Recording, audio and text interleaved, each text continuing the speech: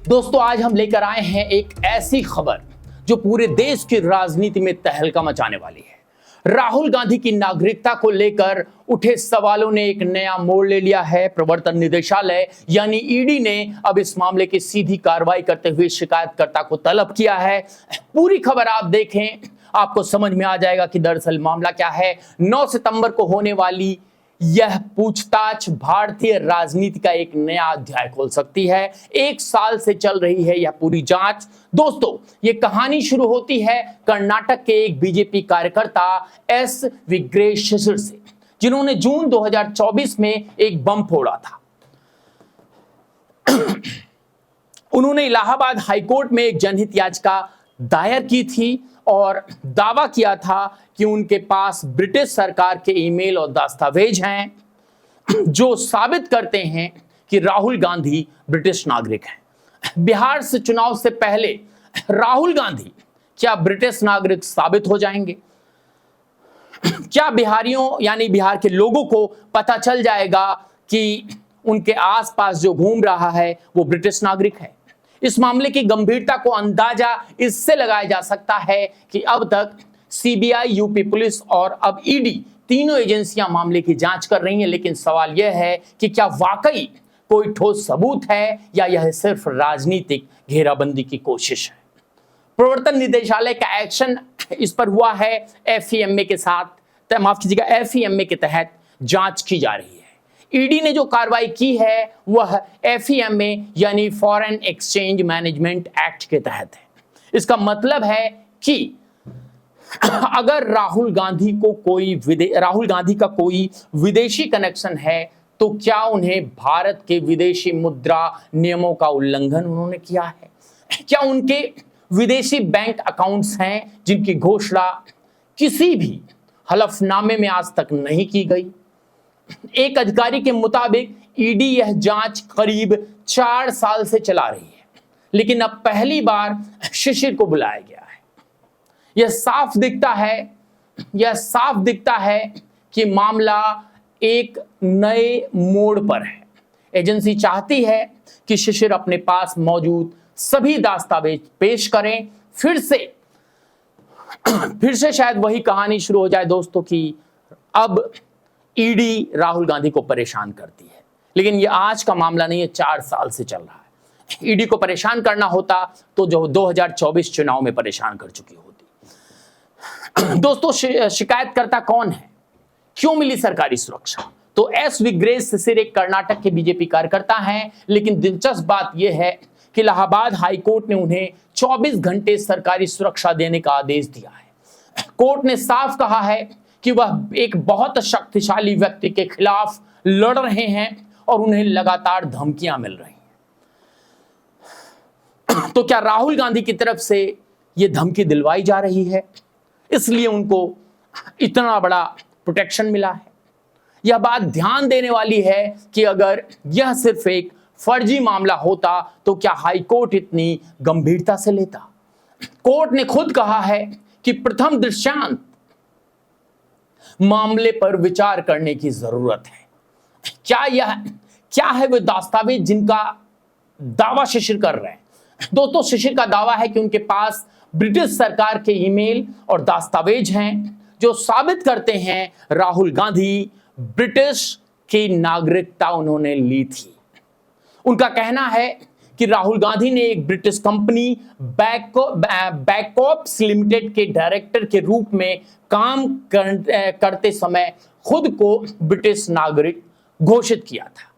जुलाई 2025 में शिशिर ने कोर्ट में नए वीडियो और दस्तावेज पेश किए जो कथित तौर पर लंदन, वियतनाम और उज्बेकिस्तान से मिले थे और यह दावा किया जा रहा है कि यूके सरकार ने भारतीय अधिकारियों को राहुल गांधी की नागरिकता की जानकारी दे दी है। अब मैं आपको सुप्रीम कोर्ट के फैसले पर भी ले चलता हूं जिससे और क्लियरिटी हो जाएगी 2019 में इस पर क्या हुआ था। यह एक महत्वपूर्ण बात है कि 2019 में इसी तरह का मामला सुप्रीम कोर्ट पहुंचा था। तब चीफ जस्टिस रंजन गोगोई, जो कि उनके पिताजी कांग्रेस में हुआ करते थे, उन्होंने तब चीफ जस्टिस रंजन गोगोई ने कहा था कि अगर कोई कंपनी राहुल गांधी को ब्रिटिश नागरिकता लिस्ट करती है तो यह अपने आप में ब्रिटिश नागरिकता का सबूत नहीं है। लेकिन 2025 में स्थिति अलग है। अब नए दस्तावेजों का दावा किया जा रहा है और कई एजेंसियां इस जांच में लगी हुई हैं। सवाल यह है कि इस बार स्थिति अलग होगी। कांग्रेस की चुप्पी या रणनीति, इस पर भी बात करनी बहुत जरूरी है। दिलचस्प बात यह है कि जब ईडी यानी इन्फोर्समेंट डिपार्टमेंट ने इस मामले में कार्रवाई की तो कांग्रेस पार्टी ने कोई टिप्पणी करने से मना कर दिया। यह चुप्पी सामान्य नहीं लगती दोस्तों। आमतौर पर कांग्रेस इस तरह के आरोपों को राजनीतिक षड्यंत्र बताती है। राहुल गांधी ने भी जो युवराज हैं कांग्रेस के, उन्होंने भी अब तक इस पूरे घटनाक्रम पर कोई सफाई नहीं दी है। क्या यह सिर्फ इसलिए है कि वे कानूनी सलाह ले रहे हैं या फिर कोई और वजह है इसके पीछे? चलिए, भारत का संविधान क्या कहता है उस पूरे मामले में, जिस संविधान की कॉपी राहुल गांधी लहराते नहीं थकते, लेकर घूमते रहते हैं राहुल गांधी जिस संविधान की कॉपी। वो संविधान क्या कहता है दोस्तों? भारत का संविधान के आर्टिकल 9 के मुताबिक अगर कोई व्यक्ति स्वेच्छा से भारत देश की नागरिकता लेता है तो उसकी भारतीय नागरिकता अपने आप खत्म हो जाती है। माफ कीजिएगा, दूसरे देश की जो है अगर वो नागरिकता अपनी स्वेच्छा से लेता है तो अपने आप भारत की नागरिकता खत्म हो जाती है। और नागरिकता अधिनियम 1955 की धारा 9(2) भी यही कहती है। अगर राहुल गांधी ने वाकई में ब्रिटिश नागरिकता ली है तो संविधान के हिसाब से वे संसद सदस्य बनने के योग्य नहीं रहते। यही वजह है कि यह मामला इतना गंभीर है। 2003 से चला आ रहा है मामला दोस्तों। 2003 से चले आ रहे चुनाव शिशिर का आरोप है कि माफ कीजिएगा, चुनाव शिशिर का जो आरोप है कि राहुल गांधी 2003 से लगातार चुनाव लड़ रहे हैं, लेकिन उन्होंने अपने इलेक्शन एफिडेविट में कभी भी ब्रिटिश नागरिकता का जिक्र नहीं किया। अगर यह सच है तो इलेक्शन लॉ गंभीर उल्लंघन है, जो बार बार राहुल गांधी कह रहे हैं। इलेक्शन कमीशन चोर है तो अब उनके लिए इलेक्शन कमीशन क्रिमिनल भी होने वाला है। दोस्तों, राहुल गांधी 2004 से लोकसभा सदस्य हैं और अब वे विपक्ष के नेता भी हैं, एलओपी। इस स्थिति में नागरिकता का सवाल बेहद संवेदनशील हो जाता है। ब्रिटिश कंपनी का कनेक्शन क्या है हम आपको बता देते हैं। आरोप के मुताबिक राहुल गांधी ने 2003 से 2009 के बीच एक ब्रिटिश कंपनी बैकअप लिमिटेड में डायरेक्टर का काम किया था। इस कंपनी के रिकॉर्ड में उन्हें यूके नेशनल बताया गया था, यानी ब्रिटिश नागरिक बताया गया था। यह कंपनी 2009 में बंद हो गई, लेकिन इसके रिकॉर्ड अब तक संरक्षित हैं। सवाल यह है कि क्या भारतीय नागरिक ब्रिटिश में कंपनी का डायरेक्टर बन सकता है? जवाब है हाँ, लेकिन उसे अपनी नेशनैलिटी, नागरिकता सही बतानी पड़ेगी। अगर राहुल गांधी ने खुद को यूके नेशनल बताया था तो फिर सवाल उठता है कि वे भारतीय संसद के सदस्य कैसे बने। केंद्र सरकार की भूमिका की बात करते हैं दोस्तों। केंद्र सरकार ने इस पूरे मामले में केंद्र सरकार ने, कहते हैं कि नरेंद्र मोदी राहुल गांधी की सेटिंग है, लेकिन थोड़ा सा सुन लीजिए। केंद्र सरकार ने इस पूरे मामले में ब्रिटिश अधिकारियों को पत्र भेजा है। गृह मंत्रालय यानी कि अमित शाह जी के मंत्रालय ने कहा है कि वे राहुल गांधी की नागरिकता के बारे में यूके सरकार से जानकारी मांग रहे हैं। दिल्ली हाई कोर्ट में भी केंद्र ने बताया था कि गृह मंत्रालय इस मामले पर विचार कर रहा है, लेकिन अब तक कोई स्पष्ट जवाब नहीं आया है। राजनीतिक दांवपेच ही असली मुद्दा है दोस्तों। क्या है हम आपको बताते हैं। यह एक संतुलित नजरिया रखना जरूरी है। यहां पर हम जब ये बात कर रहे हैं, क्योंकि गोदी मीडिया का ठप्पा ना लग जाए, जो ट्रेंड हो चुका है 2014 के बाद से। यहां एक संतुलित नजरिया रखना जरूरी है। एक तरफ यह तर्क दिया जा रहा है कि यह सिर्फ राजनीतिक गेम है। बीजेपी के कार्यकर्ता द्वारा लगाए गए आरोप, चुनाव के वक्त उठाए गए सवाल, ये सब राजनीतिक मैनिपुलेशन लग सकते हैं। दूसरी तरफ सच यह है कि अगर कोई व्यक्ति संसद में बैठा है और उसकी नागरिकता पर सवाल है तो उसकी जांच होनी चाहिए। लोकतंत्र में पारदर्शिता बहुत जरूरी है। सीबीआई की भूमिका की बात भी कर लेते हैं दोस्तों।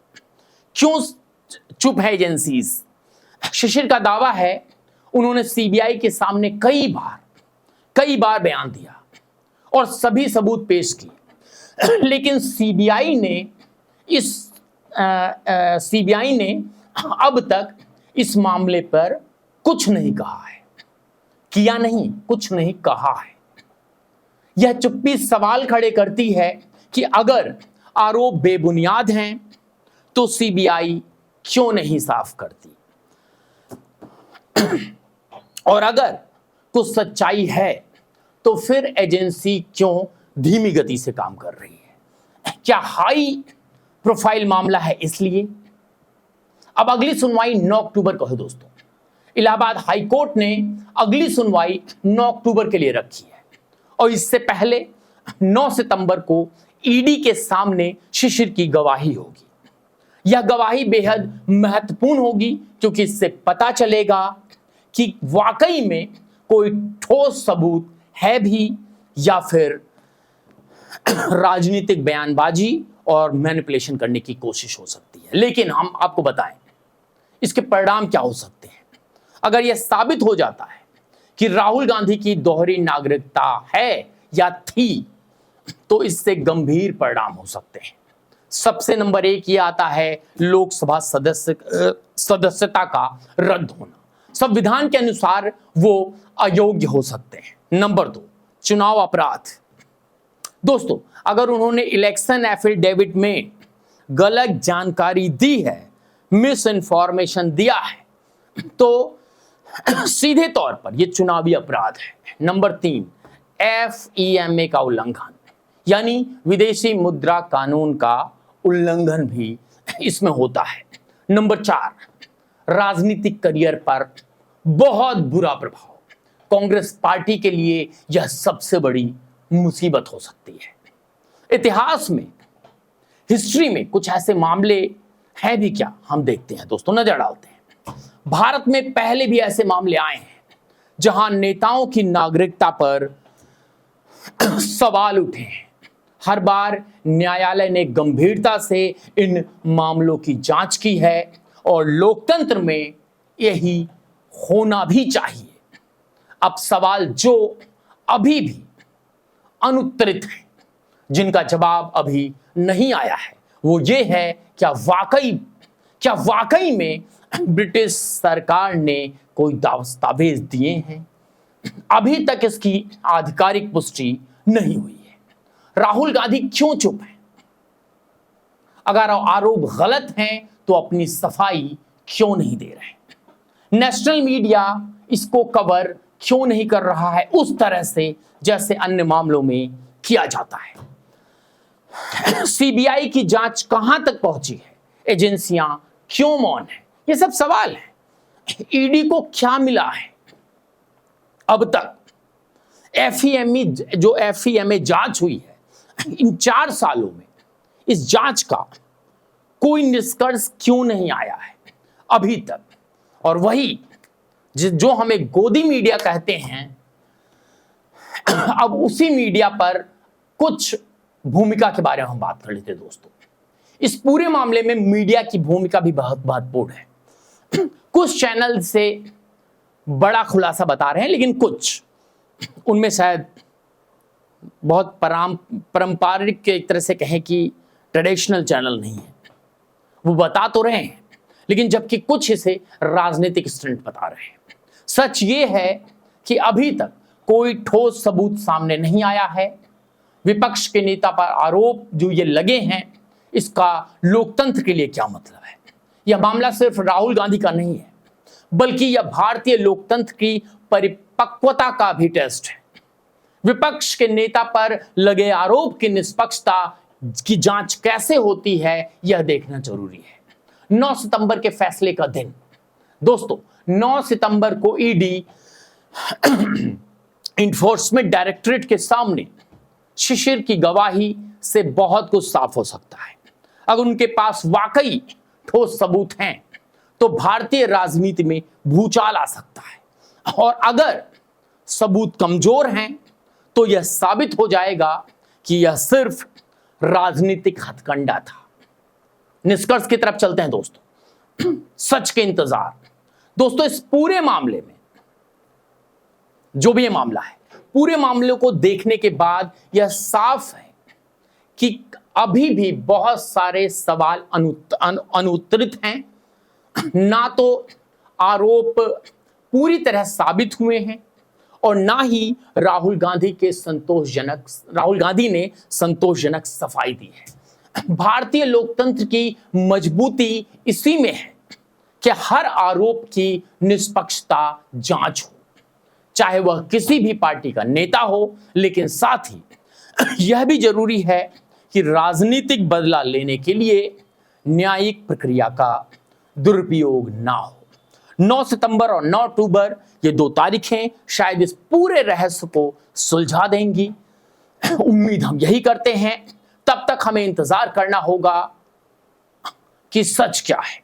राहुल गांधी वाकई विदेशी हैं या सिर्फ एक राजनीतिक जाल है। बने रहिए, इस पूरे विश्लेषण को हम फिर से लेकर आएंगे जैसे ही कोई नई अपडेट आती है। अगर आपको लगता है हम देशहित का कार्य कर रहे हैं तो हमारे नंबर 97 17 45 86 53 पर हमें सहयोग राशि भेजिए। बहुत बहुत धन्यवाद।